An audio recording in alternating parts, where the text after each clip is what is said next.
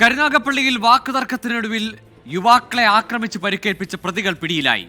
ബാറിന് മുന്നിലെ സംഘർഷത്തിന്റെ വീഡിയോ പുറത്തുവന്നതോടെയാണ് പ്രതികൾ ഓച്ചിറ പോലീസിന്റെ പിടിയിലായത്.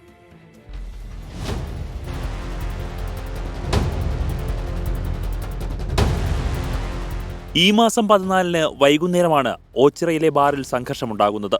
ശനിയാഴ്ച വീണ്ടും ബാറിലെത്തിയ ഇതേ സംഘം കുലശേഖരപുരം സ്വദേശിയായ വിനീഷിനെയും സുഹൃത്ത് ബേബിയെയും മർദ്ദിക്കുകയായിരുന്നു.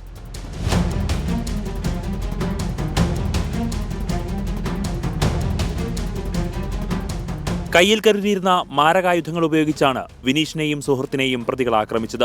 ഇവരുടെ പരാതിയുടെ അടിസ്ഥാനത്തിൽ കേസ് രജിസ്റ്റർ ചെയ്ത പോലീസ് പ്രതികളെ പിടികൂടുകയായിരുന്നു.